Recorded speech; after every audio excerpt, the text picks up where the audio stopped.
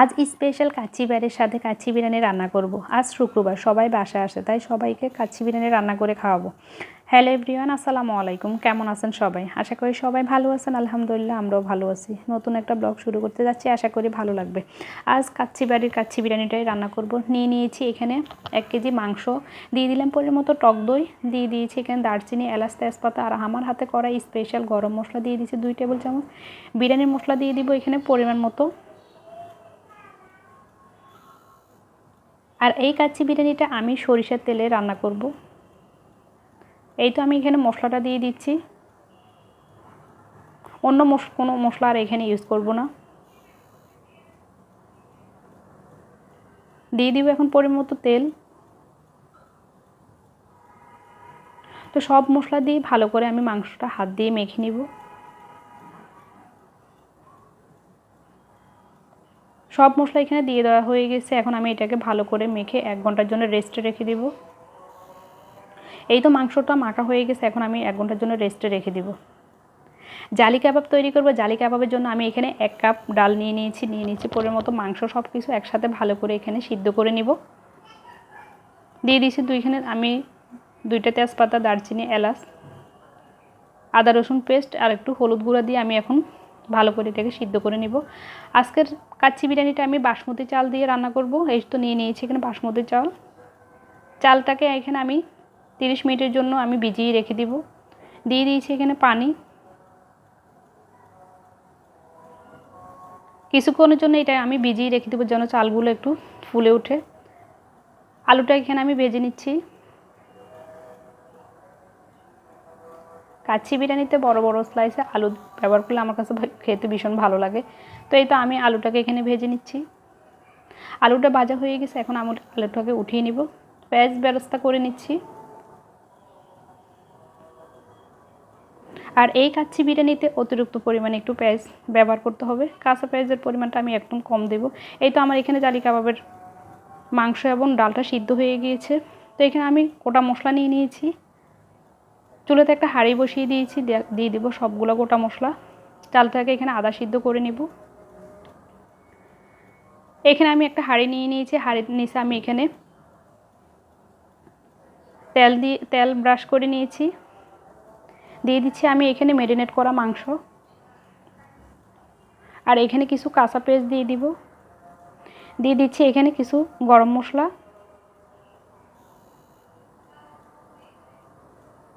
দিয়ে দিব এখন এখানে পেঁয়াজ বেরেস্তা। আর চালটার এখানে পানিটা আমার বলক চলে আসছে, এখন আমি চালটা দিয়ে দিব। ধুয়ে রাখা চালটা দিয়ে দিব। এই যে ভিজিয়ে রাখার পরে চালটা একদম ফুলে উঠেছে।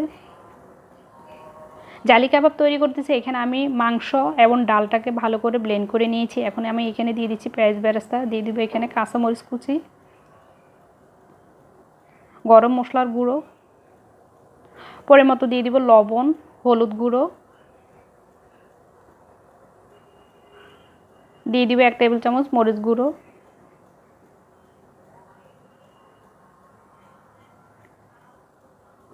সব কিছু দিয়ে ভালো করে আমি এখানে ডোটা ভালো করে মেখে নিব।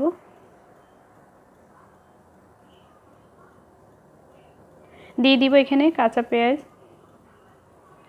বেরেস্তার পরিমাণটা একটু বেশি দিয়ে এরপরে কাঁচা পেঁয়াজটা একটু কমিয়ে দিলেও হবে। তো একটু চালটাকে আমি এখন নেড়ে চেড়ে দিচ্ছি। চালটা এই তো ফুটে উঠেছে। তো এই তো হাত দিয়ে আমি ভালো করে জালি কাবাবের ডোটাকে আমি এখানে মথে নিচ্ছি। এখন একটা ডিম দিয়ে দিব, ডিম দিয়ে ভালো করে এখানে মথে নিব। তো এই তো চালটা আমার এখানে পানি জড়িয়ে নিয়েছি। এখন আমি চালটা দিয়ে দিচ্ছি মাংসের উপরে। সবটুকু এখানে চাউল একসাথে দিব না, আমি কিছু পরিমাণে এখানে দিয়ে আর বাকিগুলো রেখে দিব। তো একটা চামচ দিয়ে আমি এখানে ছড়িয়ে দিচ্ছি, আর এখানে দিয়ে দিচ্ছি দুধ।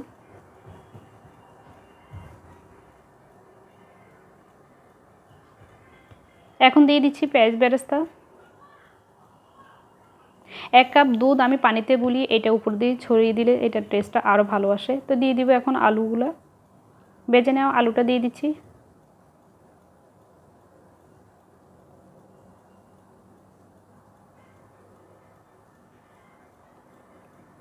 এখন উপরে দিয়ে দিব আরও কিছু বাদাম কুচি।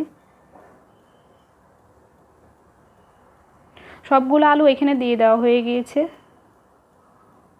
দিয়ে দেবো একটু ফুড কালার, কালারটার জন্য ভালো আসে, এটা একদম অপশনাল।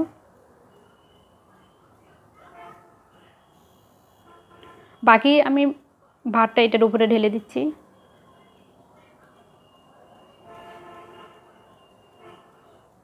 তো এই তো সবগুলো ভাত আমার এখানে ঢেলে দেওয়া হয়ে গেছে। এখন দিয়ে দিব উপরে কিছু পেঁয়াজ বেরেস্তা, দিয়ে দিব এখানে কিছু বাদাম কুচি, দিয়ে দিব এখানে কিছু কিশমিশ,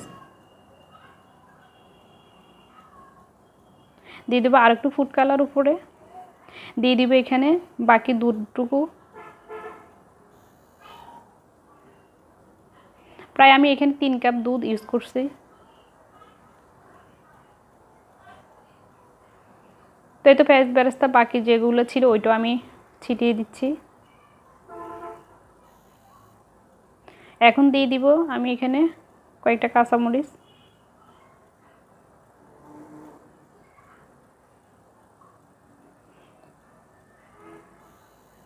তো এই তো সব কিছু দিয়ে দেওয়া শেষ। এখন দিয়ে দিব এখানে উপরে ঘি।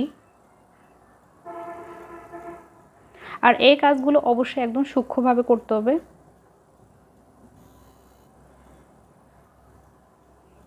এখন উপরে দিয়ে দিচ্ছি ঘি।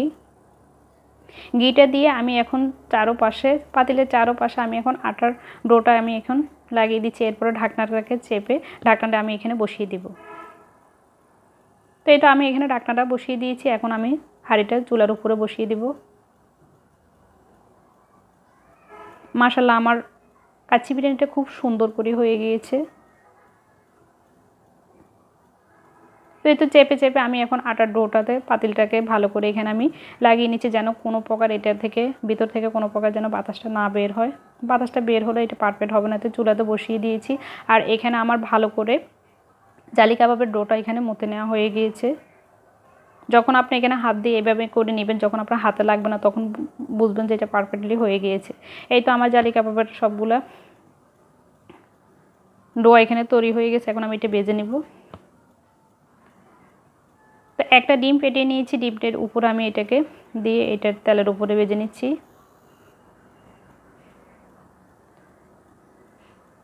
এই তো সবগুলা জালি কাবাব এখানে ভাজা হয়ে গিয়েছে। চুলা থেকে এখন নামিয়ে নিব।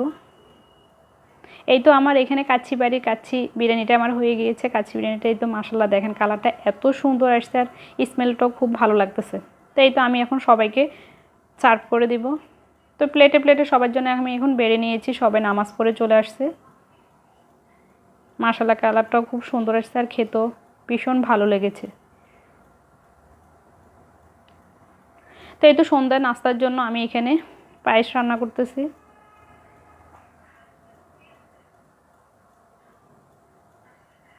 তো এই তো আমি এখানে পায়েসে সব কিছু দিয়ে দিয়েছি। পায়েসটা আমার হয়ে গিয়েছে। চুলা থেকে আমি পায়েসটা নামিয়ে নিব। এই পাশে আমি এখন নুডলস রান্না করব। নুডলসের জন্য সবজিটাও সিদ্ধ করে নিয়েছি। নুডলসটাকে ভালো করে এখানে সিদ্ধ করে নিচ্ছি।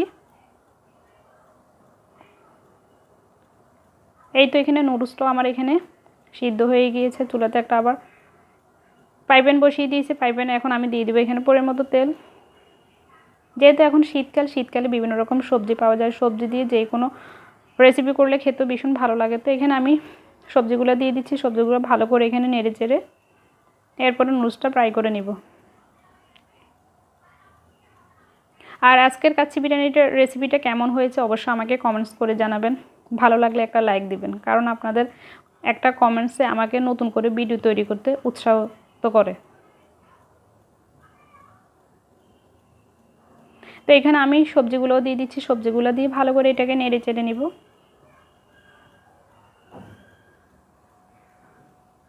তো এই তো আমার নাস্তাটা এখানে রেডি হয়ে গেছে। এখন আমি সবাইকে খেতে দিব।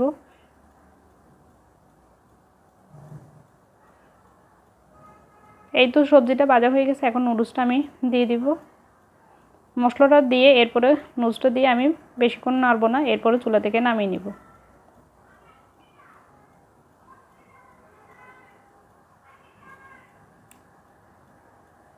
এই তো সবজির কালারটাও খুব সুন্দর আসছে।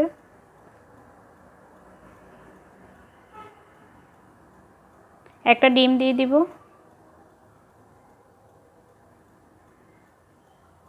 ডিমটা দিয়ে আমি এখন সবজির সাথে ভালো করে এখানে মিশিয়ে নেব। এরপরে নুডলসটা দিয়ে দিব, নুডলসটা দিয়ে চুলা থেকে নামিয়ে নিব। তো আজকের ব্লগটি এ পর্যন্ত। সবাই ভালো থাকবেন, সুস্থ থাকবেন। আল্লাহ হাফেজ।